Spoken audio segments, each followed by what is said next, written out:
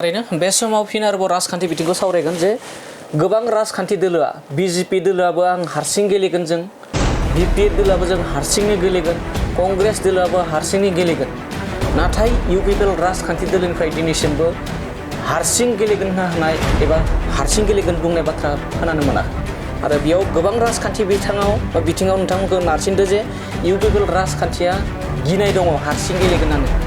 थारैनो गिनाय दङ नामा नोंथांमोननि राजखान्थि दोलो इउपिपिएल राजखान्थि हान्जाया दिनैनि समाव बिराद स्ट्रं मोनसे हान्जा बे स्ट्रं मोनसे हान्जा हिसाबै जोङो रावखौबो गिया इउपिपिएल हान्जाया इलेक्सन गेलेनो थाखाय रावखौबो गिया गिनाय गैयिनि बाथ्राया जाहैबाय मा जे जोंनो दिनैनि समाव मानो बुंनो जोंनि इलेक्शननि स्ट्रेटेजिया गुबुननि बायदि नङा सोरबा बुंबानो जों बुंगोन बिदि नङा आरो जुदि जोङो बुङोबा गिदों होननानै बुङोबा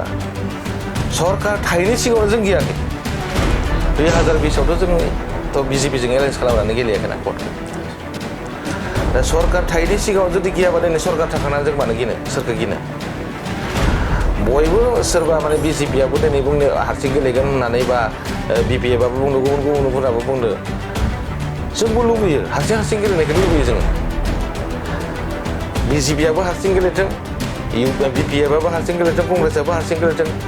जोंबो हारसिंनो गेलेगोन आरो बिदि गेलेयोबा जों दिनै जोङो आरो बांसिन स्ट्रंसिनसो जागोन बयबो स्ट्रंसिनसो जागोन जोंनि थाखाय जों बांसिन स्ट्रंसो जागोन मानोना मोनसे राजनीतिक माबायाव खेलायाव मोनसे समस्थियाव जुदि गासैबो पार्टिनि केन्डिडेट थायोबा बेयाव देरहानानै फैनायनि लामाया जोंनिया बांसिन स्कप दङ दा बेवहाय गिनायनि खोथा गैया आरो जुदि जोङो बाथ्राखौ बुंनो थांबावोबा आरो एसे वान स्टेप एहेड जुदि बुंनो थाङोबा हाग्रामा महिलाया जेथियानोखि पावाराव दंमोन बे मा बुङामोन आं सुबिदाबादि मानसि सरकार जायजों थागोन बिदिनो थागोन होनना बुङामोन दा बैखौ जों गिख' होनना बुंगोन नामा बे समाव जिखिनि बाथ्राखौ बुंदोंमोन बेखौ गियो होननानै बुङोमोन नामा दा बेफोरबायदि बाथ्राया जाबाय मानसिखौ मोनसे इमसनेल ब्लेकमेलिं खालामनो थाखाय बुंनाय बाथ्रा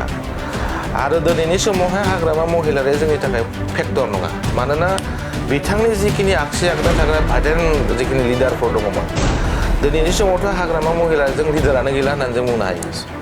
जायफोरानोखि माने बीपीएफ हान्जाखौ दानानै गोगोम खालामबोनाय मानसिफोर दंमोन बै मानसिफोरा दिनै बिनिफ्राय गाबुनानै जोंनियावनो फैजोब्बाय आरो बिदि फैखांनायनि उनाव हाग्रामा महिलारिखौ जों गिनायनि बाथ्रायानो फैया आरो दिनैनि समाव जोङो हाग्रामा महिलारिया जोंनि थाखाय फेक्टर नङा होननानै जों सानो थारैनो बे समाव गोबां ससियेल मिडियानि गेजेरजों लोगोसे खौरां बिजोंनि गेजेरजों सोंथि खालामबाय थादोंमोन जे इउपिपिएल राजखान्थि हान्जाया हारसिं गेलेनो हानाय गोहो गैया नाथाय दिनैनि समाव बिथां नेरखां खाख्लारि बिथाङा रोखा खालामनानै होबाय